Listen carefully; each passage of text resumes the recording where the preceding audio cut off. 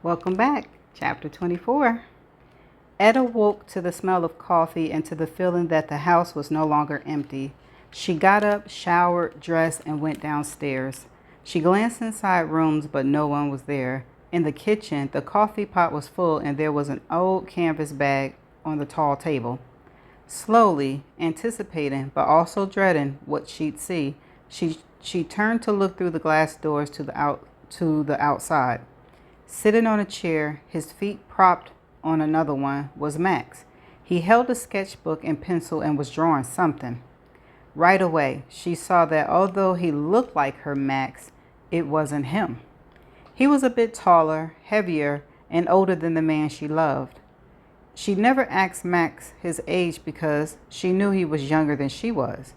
But this man was a bit older than she was. He was in profile, showing skin that had seen a lot of sun and wind, and probably some hardship. He was a handsome man, like a model you see in a traveling brochure. "Come on safari with us," it would say. She glanced down at the bag on the counter. It was old and worn, like something in a Ralph Lauren ad. On top was a little red photo album.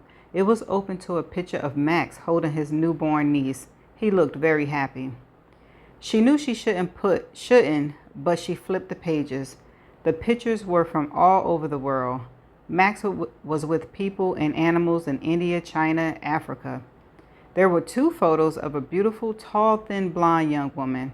One of them was signed, "With all my love, Mandy."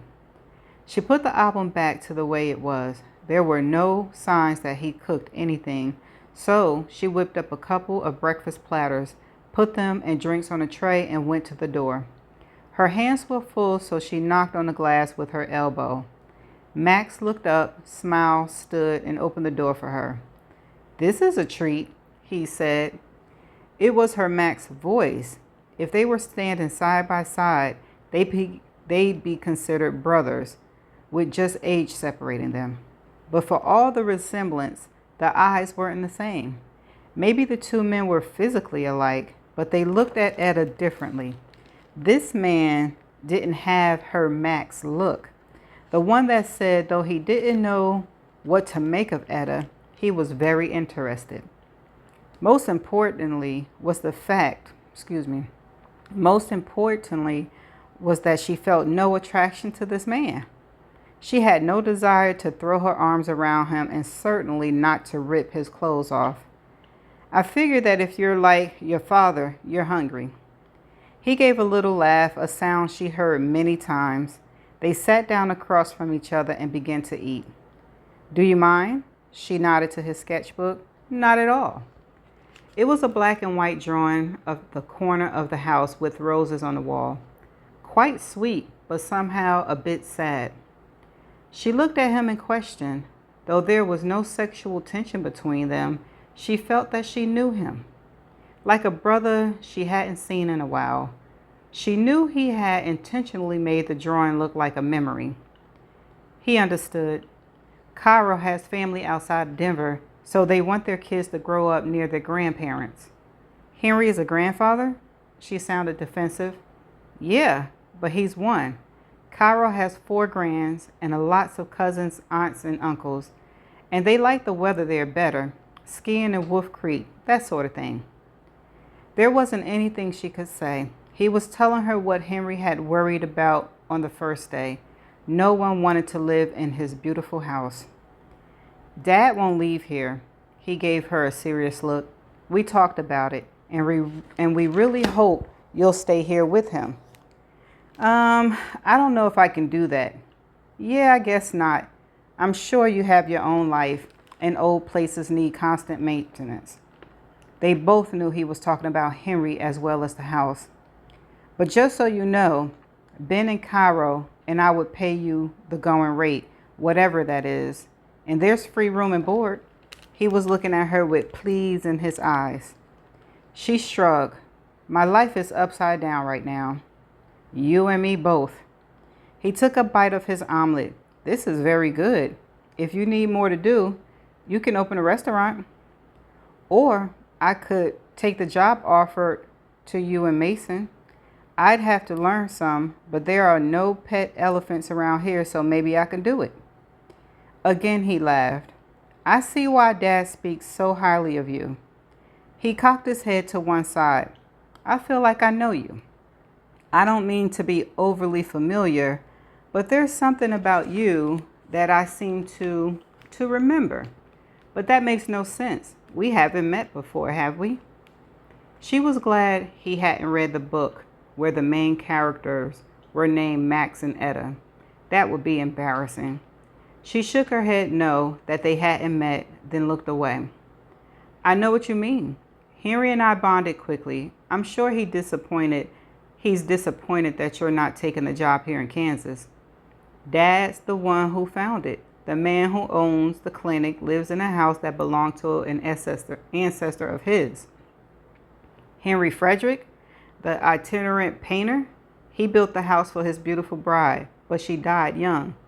It's said that he shut the door to the house and never went back. He traveled for the rest of his life. Max was looking at her. Dad never told me that story. A porter on a train back in 1871 told me, and so did your doppelganger, she thought but didn't say. Just a few weeks around, your father and I become obsessed with the past. There's a book in the library by the painter. Max looked shocked. I've never seen it. What could she say? That the book was published in the 19th century but had just appeared now? And that something in it had greatly upset Henry? Or maybe she should tell him that she feared if she read it, she might go into a downward spiral with no return. Max was staring at her as though he was going to start barrage of questions. Like father, like son, she thought. The interrogators. She glanced at his empty plate. I'd like to show you something. When he hesitated, she figured it was because he wanted them to leave on their road trip soon. It'll only take a minute. Then we can go. I imagine you want to get back to Henry. You're very perceptive. And yes, I like to go back, but I have a favor to ask you. Anything, she said sincerely. Would you drive? It was an 8-hour trip here and I haven't slept. I thought I might take a nap in the car on the way to this place. Oh, I wouldn't mind at all, but I have no car here. Oh, yeah, that's right. Dad picked you up off the street. She laughed. He did. I have Zach's car. Of course you do. The Bronco? I bet you two are friends. Again, he gave her that cocked head look just as her Max did. We are. Dad has a way of finding people we feel good with. She turned away. Freddie, Sally, Bert, Cornelia.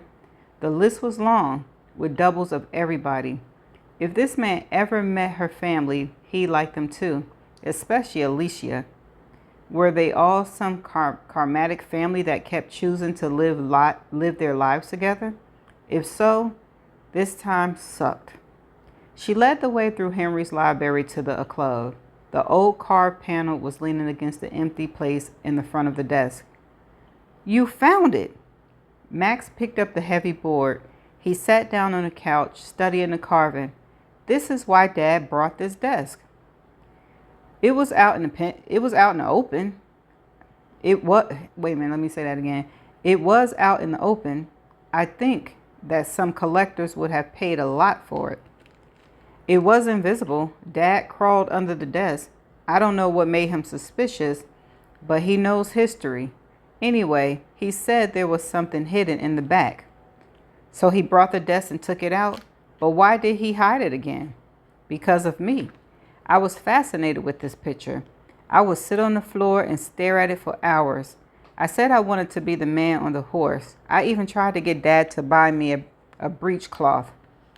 All Etta could do was nod at what he was saying. One day, Ben kicked a ball and hit it. See here? There's a tiny chip that Dad repaired.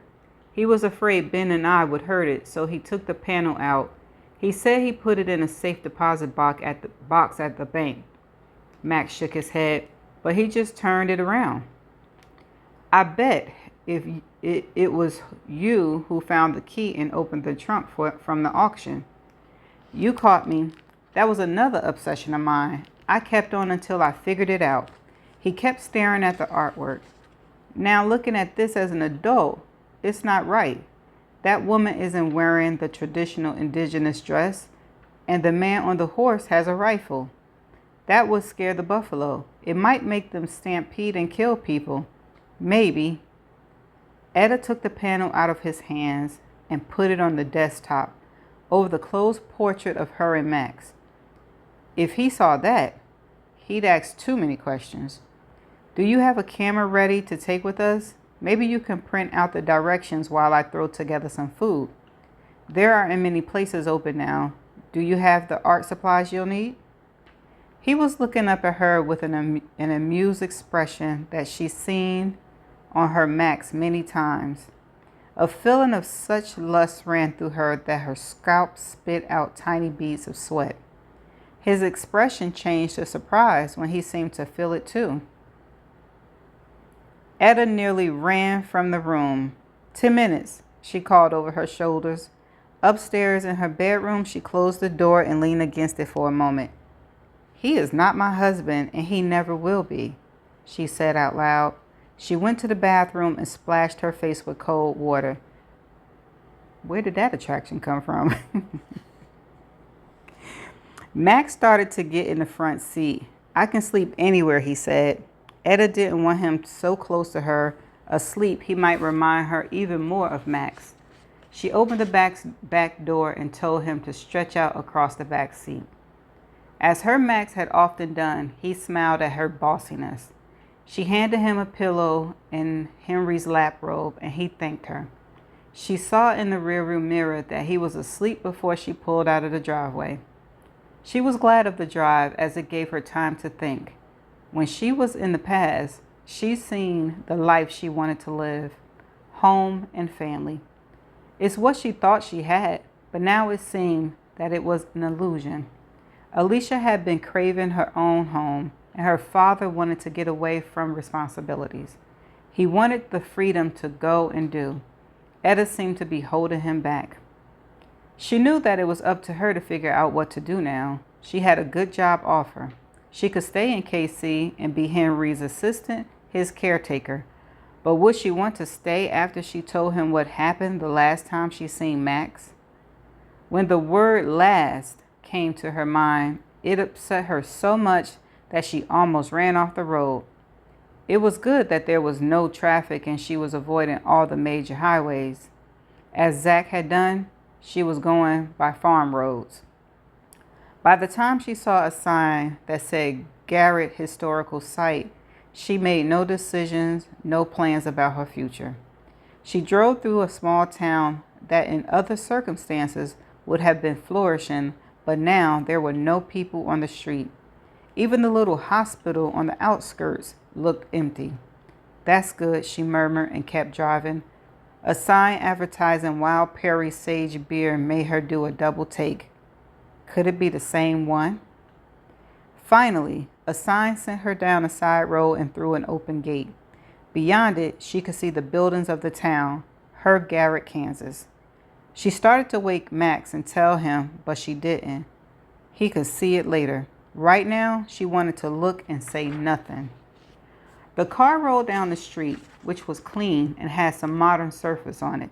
No asphalt, no gravel, and certainly not horse manure. The first thing she noticed was the absence of many of the saloons. It looked like the historians didn't want to admit that their ancestors' favorite pastime was getting drunk. Whiskey was probably what created your great-great-grandfather, she thought. The Red Dog was one of the saloons that had been rebuilt. Etta doubted that this one was as dirty as the real one had been. She wondered if Freddie saw this place. Would she remember it? Not far away was the doctor's house, and she was glad to see that the window John Kecklin had stolen was there. The Garrett Emporium and the sheriff's office were in place, and to the far right was the train station. She knew Fred Harvey had set up his restaurant, and she wondered if her words had given him the idea. I like to think I made a contribution. The town was one street, so there was no alleyways, no forge for Philip, no big stables where the horses were kept. and she didn't see any outhouses anywhere. All in all, it was clean, non-smelly version of Garrett, and she loved it. She had reached the end of the street. What she had so carefully and studious avoided looking at was the church. She glanced back at Max. He was still sound asleep, so Etta allowed herself to look through the windshields at the church. Where once had been a rustic, thrown-together structure, there was now a magnificent building. She knew enough about architect to know it was romanesque, simple, elegant, timelessly beautiful, like Henry's house. It was all brick. The center had a peak roof and a round window in the apex, and an enormous welcoming door. It was flanked by 2 towers with arched windows, a clock in each one, and topped by 2 very tall, pointed roofs. It was glorious, stunning, really. As Etta leaned on the steering wheel, she felt enormous pride. She knew Cornelia, her friend, had designed this. The door was slightly open, and she wanted to see the inside. Open the car door didn't so much as make Max stir, so she went up the stairs. Inside, the church was long and narrow. At the far end was a domed ceiling that had been painted with angels. Henry did that, she thought. There was a brochure on a table by the door. She put a 20 in the box, stuck the leaflet in her pocket, and walked down the aisles. There was embroidered cloth near the pulpit. It was old and yellowed by exquisite. In a lower corner were the initials ALA, Alice Lawton Adams. Etta turned back to look at the interior of the church, admiring its majestic as well as its beauty. On the walls were plaques with names and dates. She walked along to read them, down one side, then up again. They were dedicated in memory of loved ones. World War I, World War II, the Korean War, Vietnam. One was to a loving mother and the best cook in the world. Etta paused at a large plaque for John Kecklin, whose generosity built this church. Well, Mr. Kecklin, she said, looks like you got the remembrance you wanted so much. There was a small, rather insignificant plaque nearby. Our eternal gratitude goes to Cornelia Kecklin Lloyd, who designed this church. Smiling, Etta kissed her fingertips and placed them on the bronze plate. Cornelia had used her talent in a way that benefited everyone. When Etta reached the front, she saw a short red curtain on the wall. She wondered what was behind it and pulled the cord.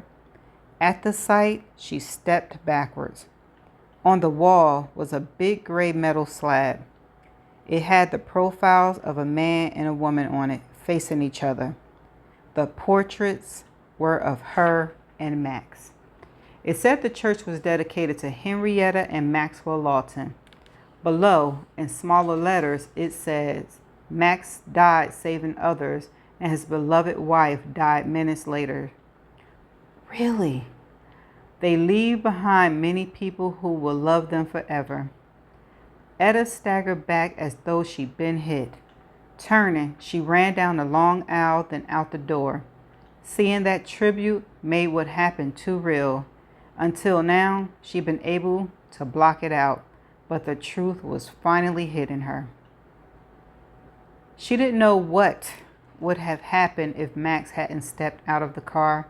She didn't want him to see her in a state of panic or in any deep emotion, nor did she want to have to explain why she was near collapse. Max was stretching and looking around at the town. Cute, he said. She didn't know if that was a compliment or a disparagement. She stepped away from the church and went down the stairs.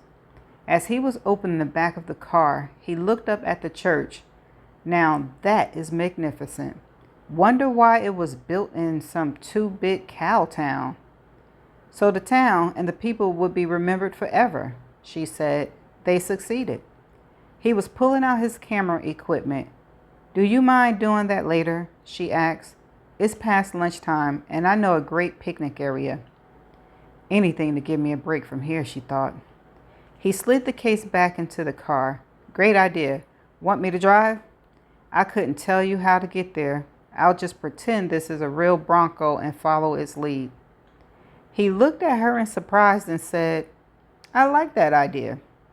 She had no problem finding the stream. The place had so many memories, but they were thoughts of peace and love, while the church held reminders of the end of life. This is great, he said as he got out. Is that a sod house? Etta turned toward it. When she'd been there with Zach, the house had fallen in, but now it had been restored. Outside, there were signs with pictures describing how it had been made. Yes, it is. Dad will want photos of that. Go, Etta said. I'll set out lunch. You don't want to see it? To see where Max and I made love? No, thanks. Maybe later, she said. Sure. He got out his bag of photo equipment and left. The first thing Etta did was check the rock by the stream where she and Zach had found the bear. Just as before, behind the plants was the name Etta and an arrow pointing downward.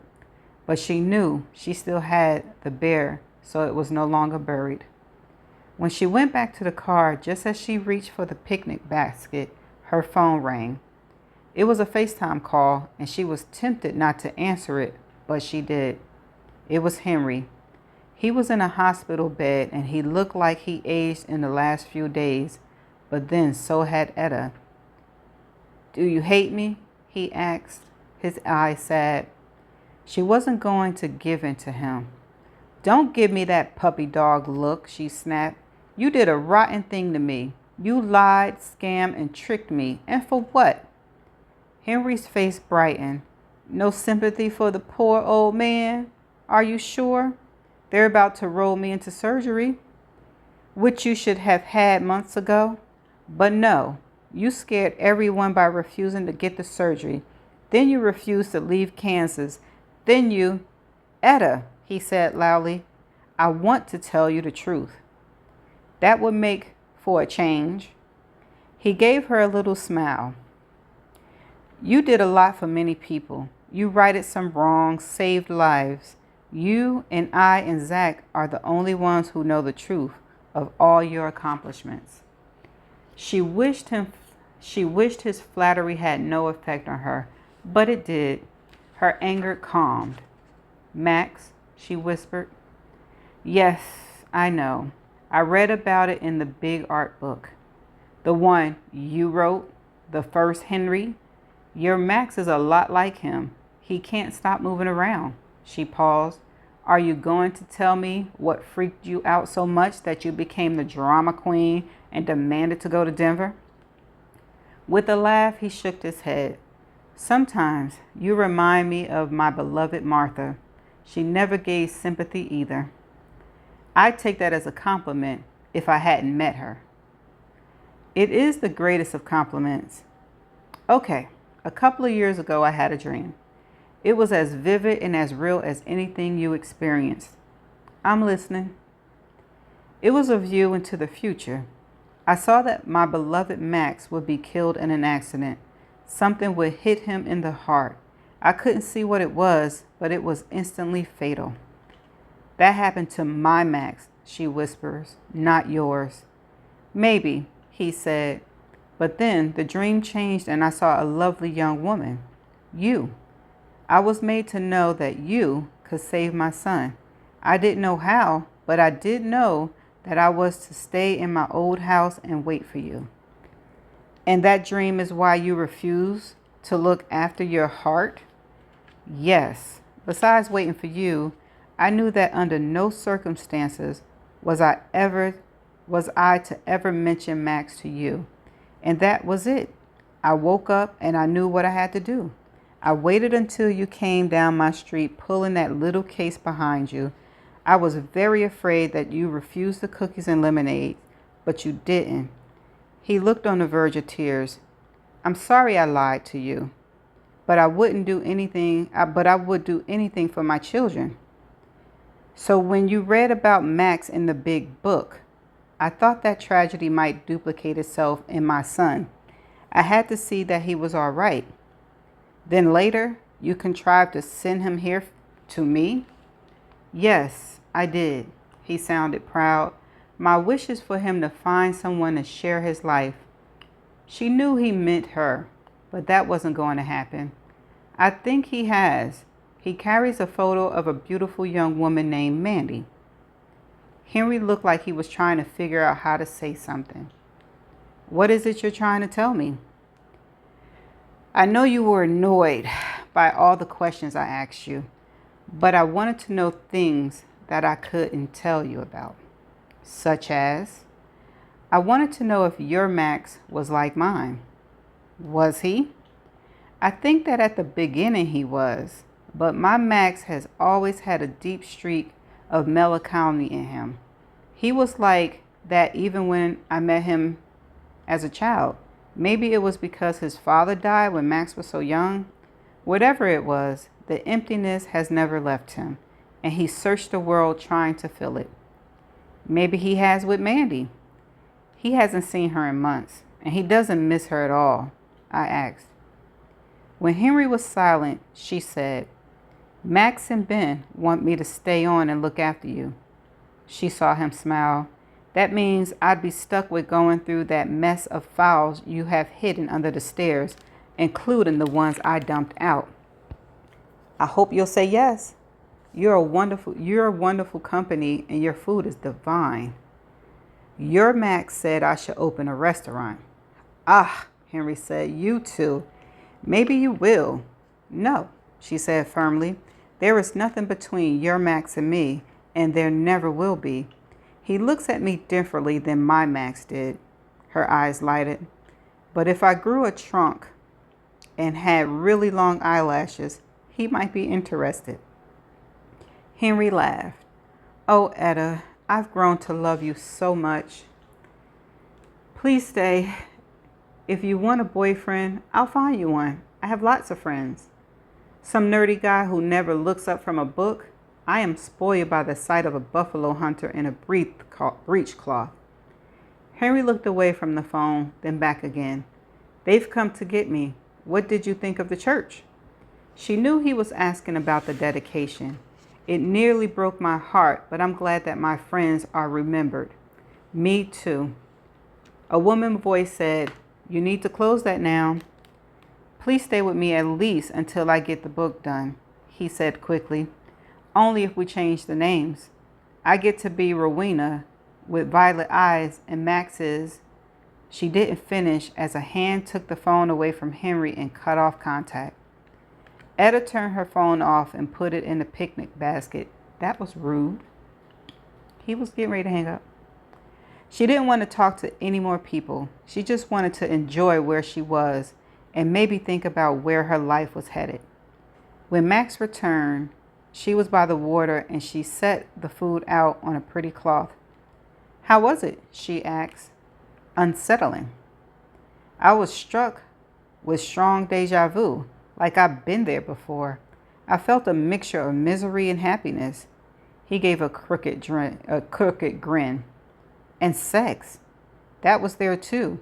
And love. I don't mean to sound so wimpy, but I felt an all-consuming do or die love. I envy whoever lived there. Again, Etta felt that tinge when looking at him. It was almost like her Max was somewhere deep inside of him. She turned away. Max shook his head as though trying to rid himself of his thoughts, then looked at the basket. You made all this in the minute before we left? Yes. He started piling meat and cheese onto bread. I identified with the owner of the place. There was a whole row of old-time canned peaches in there, my favorite fruit. Uh-oh.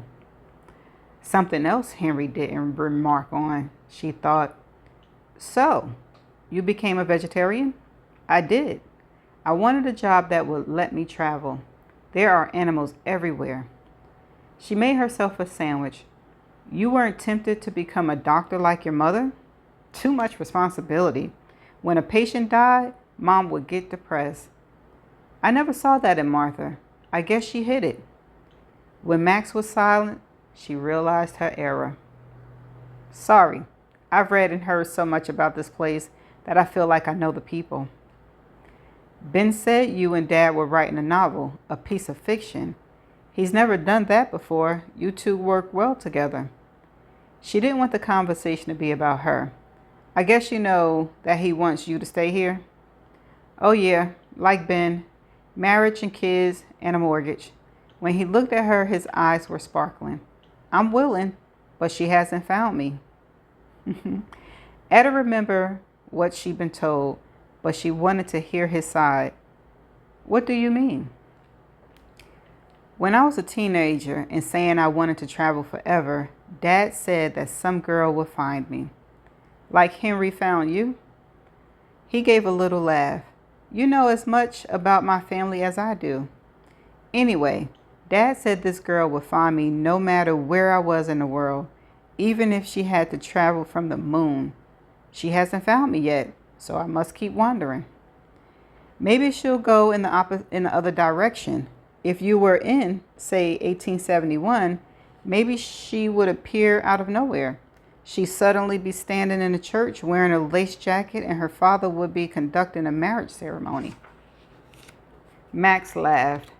Ben said your book was good. I see how vivid your imagination is. I really hope you'll stay with Dad. So you can leave? There was a wave of something that crossed his eyes, a sadness, a longing, and it was painful to see. What happens if she finds you? She asked. Would you trade the jungle of the world for a mortgage? Is she putting her Mac on? He looked as though all humor had left him. I'd trade my life for what my brother has. For a moment, their eyes locked, and it was like a bond passed between them. They understood each other. She saw what Henry called the melancholy and the emptiness that lived inside him. She had a feeling her eyes looked exactly the same. He was the one to turn away. What's that? He was looking at the brochure she picked up at the church. She handed it to him. He unfolded it and looked at the photos. It's nice to see a forgotten town so well documented. Cornelia Kecklin Lloyd, he read out loud. She seemed to have been the money behind it all. Wonder where it came from. Her father, John Kecklin, tried to buy Kansas. Looks like his daughter talked him out of it. What does it say about her? She handed him a chocolate-covered oak bar. He began to read. The small town of Garrett, Kansas, was frozen in time by the renowned artist Henry Fredericks in his book of drawings and paintings from 1871. Unfortunately, when the train moved to Wichita, the townspeople left. They abandoned their homes and businesses and often leaving their possessions behind. Over the years, only the church was kept in repair, while the town buildings were allowed to decay. In 1930, Miss Cornelia Kecklin Lloyd, the brilliant architect of the Church of Garrett, was 87 years old. She said that it was a loss of our heritage that the town would eventually disappear. Miss Lloyd hired her son and her 4 grandchildren to rebuild the town using Kecklin money. In the restoration, she gave many jobs to people during the Depression. It took years to rebuild the town, but Miss Lloyd lived long enough to see it restored to what it had been. At the ribbon cutting, she said, I cannot adequately describe what it means to me to see this dear little town brought back to life. To those of us who lived here, it wasn't just a town. It was where we made lifelong friends. To me and to the people I have lost, it is the most beautiful place on earth. I miss all of you, and I will join you soon. Etta was blinking quickly. Cornelia had lost her beloved Bert, but she had at least one child and multiple grandchildren. You okay? Max asked. Fine. I'm glad she got to see the town restored.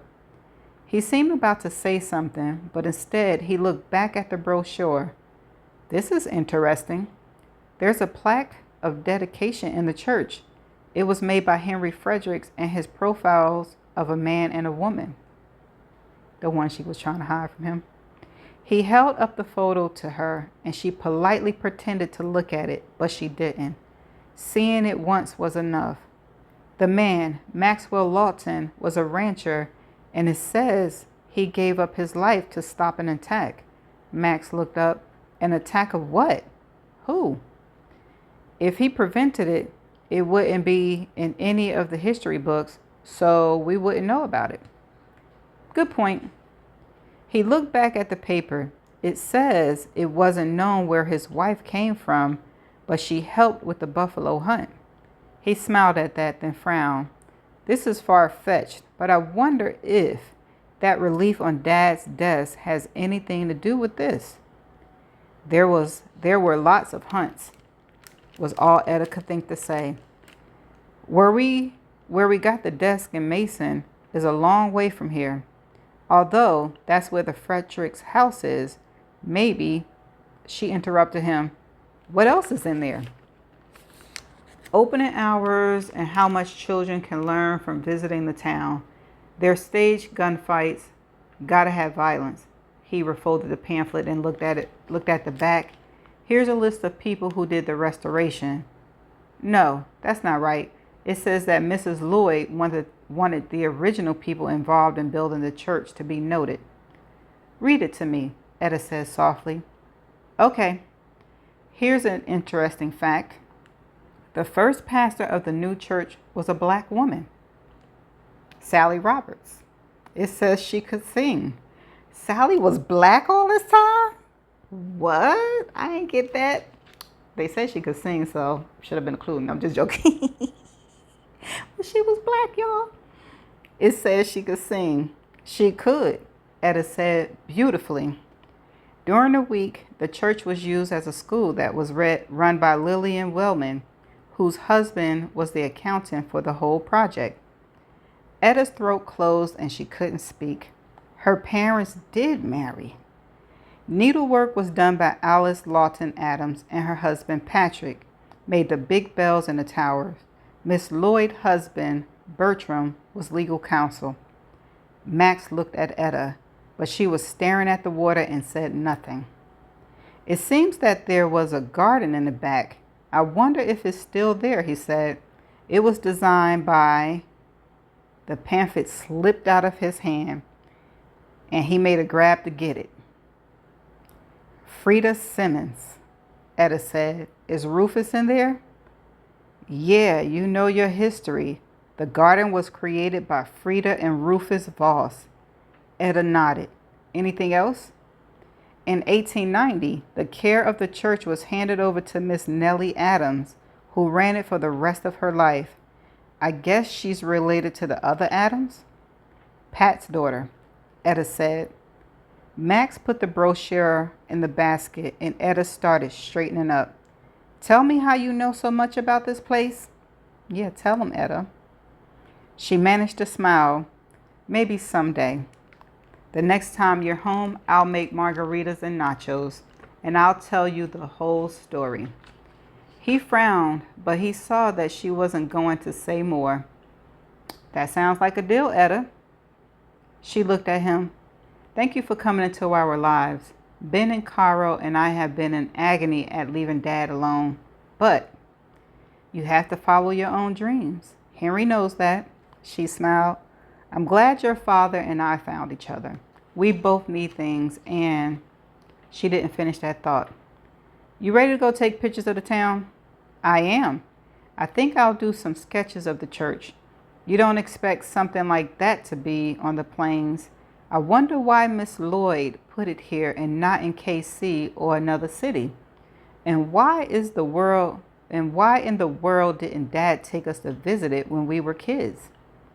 All because of me, she thought, because I said I hated to see the people in the town disappear as though they've never existed.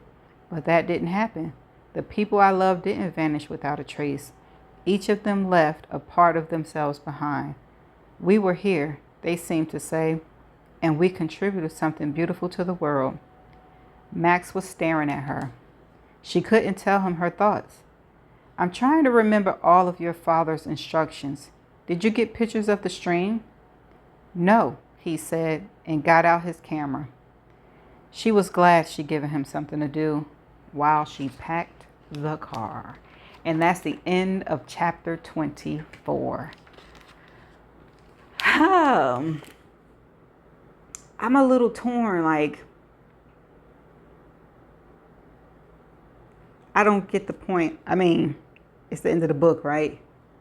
I guess I don't get the point of Ben not telling her stuff. If I'm missing something, y'all let me know what I'm missing. But I did like the fact that Sally was black.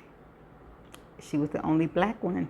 No, I'm just joking. I don't know if she was the only black one, but I didn't see that one coming either. But it was good to hear that she was black. Well, y'all,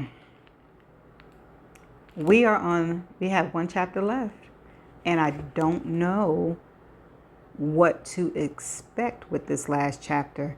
The only thing I can think of is she's going to take the job and stay in Kansas City, and her and Max might build a relationship because there are sparks and then there's no sparks, and then it's like neither one of them want to be alone until they find each other. But y'all let me know what y'all think the last chapter is going to be about. Until then, I shall see you in the last chapter. Bye for now.